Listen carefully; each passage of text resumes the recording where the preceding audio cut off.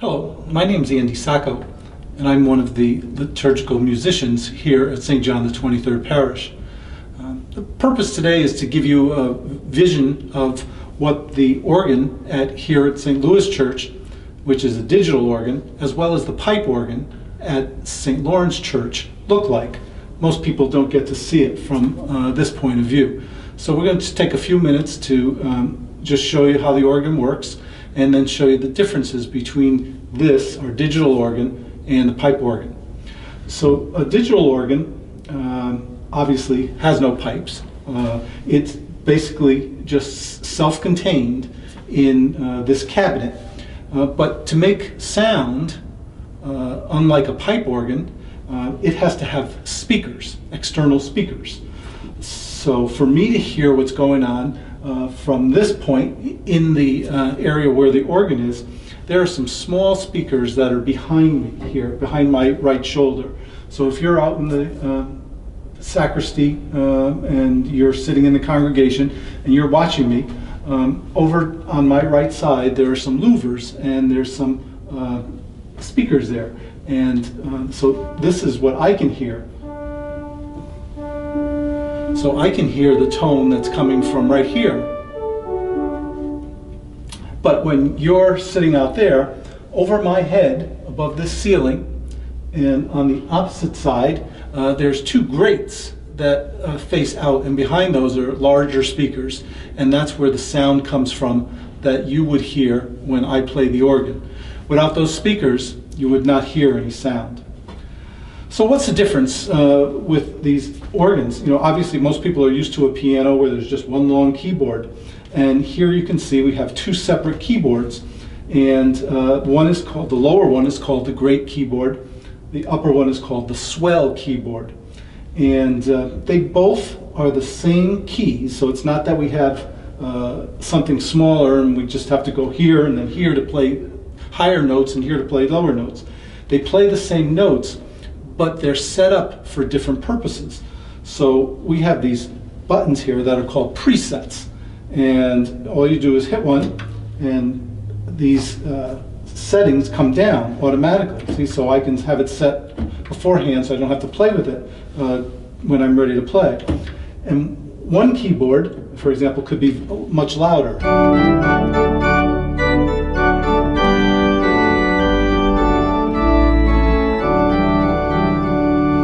And then at the same time, one could be much softer.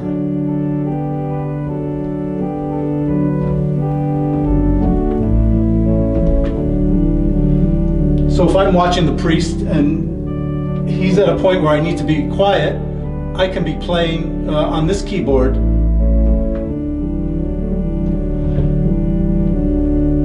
And then when it's time to make it louder, I just go right down here and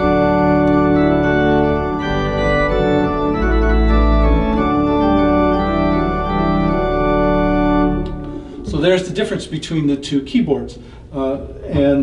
You can combine them together so that they all work at one time. So you can have the swell and the great all play on one keyboard if that's would then bring a very large sound to you if that's what you wanted.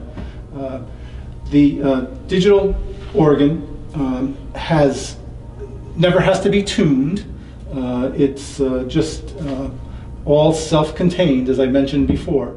And what I'll do is I'll take an opportunity at this point to let you hear the organ, which I'm sure you're used to. I'll play some of the different presets.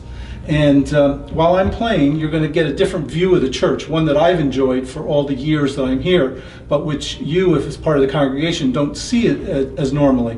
And that would be the stained glass window that's called the main window of the church. And it's directly over the front doors, and it's beautiful shades of blue with a series of red crosses near the top called the Crusader Cross. And we're going to take a moment to show you that, and you'll hear the organ in the background.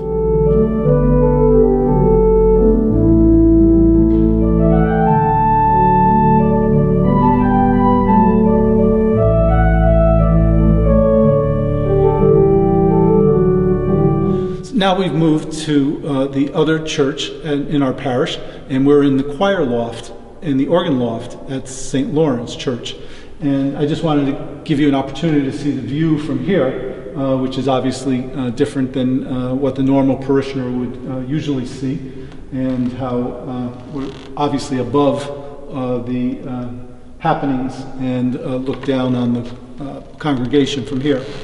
I'd like to take a minute to show you the pipes that are different than what you saw when we were at St. Louis. St. Louis, the speakers that were out were what makes the sound, what relays the sound to everybody. There are no speakers with a pipe organ. The organ itself is the speaker. So the noise or the music comes from the notes as they're hit through these pipes.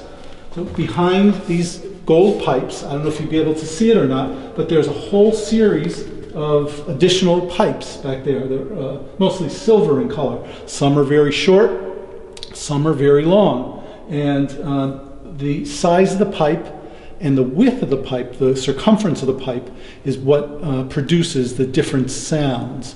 So how does a pipe organ actually work? We won't go into a lot of detail, but imagine if you had a small whistle that a child might use or a policeman might use.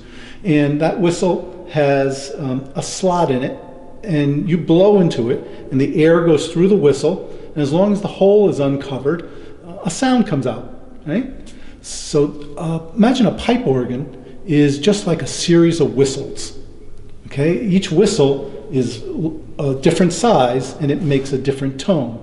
Now I'm going to turn the organ on, and I'm going to see if you can hear the noise that comes through, because now it's pretty quiet. Listen. And now let's see if you hear the wind coming through.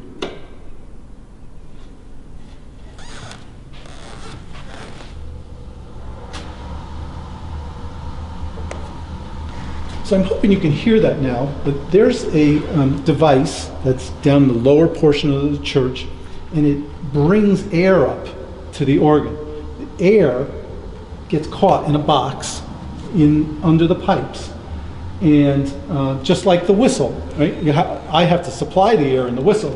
Here, the electricity takes the air and brings it up through a pipe into the base over here, and it stores the air. Now, let's imagine that we still have that whistle, and when I push one of these down to make a sound that I select, it then opens the slot in where the pipes are, so that the air is getting into that pipe. When I push down a note, the air rushes through, and remember I said the size of the pipe, the length of the pipe, and the circumference of the pipe is what makes the different tone. So that is a D, that's an A, but it's attached to a different pipe. So as that air goes through there, and the air is in the box, when I push this down and push this down, it's like blowing in the whistle, and it makes the noise, just like the toot comes through your whistle. One thing I forgot to mention when we were at St. Louis is, unlike a piano, there's a series of pedals on the ground that are used to make the sound larger. So when you push the pedal buttons down, you can hear how deep that is, and it makes a very big bass sound. So it almost sounds like a fog whistle, but it's a very big pipe. So when I play something and then I add that to it, it makes the very big bass sound. Okay? And the other last piece I'll talk to you about is behind the pipes also, and it's these series of dampers. I don't know if you could see them. Again, they're painted gray, so it's hard to tell that you could see them. See how they open and close? And it's just like putting a hand over your mouth. Okay, if you put your hand over your mouth, if I close the dampers entirely, it's just like having a hand over my mouth. See how it dampens the sound, it makes it very quiet. But if I play that same note, if I open them all the way, that same note is much louder and much more robust. So you have to also be cognizant when you're playing of just how wide you have the dampers open, so that you have it meet the appropriate amount of sound that's coming out. So the organ keyboard, just like what we saw at St. Louis, has these various stops, and you could set it so that it's very quiet.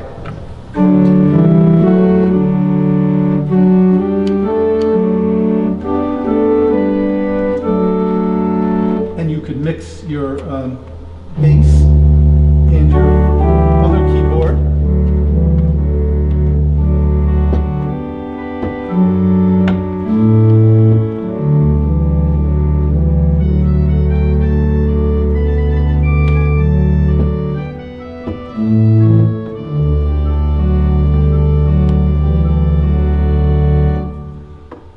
So as the wind keeps rushing through and it keeps that box full, and all of these pipes play, then that's how the organ makes sound.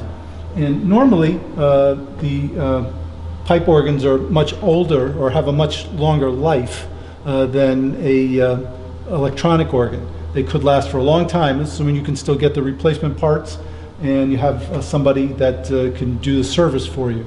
So a lot of times they have a lot more life to them. As you can see from this organ, it looks very much older than the one we saw at St. Louis, and it looks like a roll-top desk.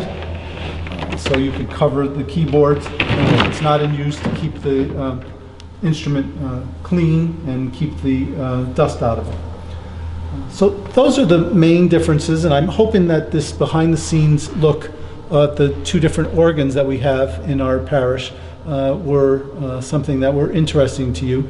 And it certainly is a lucky thing for us to have these beautiful instruments and the talented musicians that we have that provide the music for you on these keyboards, as well as the pianos and the other instruments that some of the musicians have that come to us on our weekend masses and holidays, as well as people who provide their voice.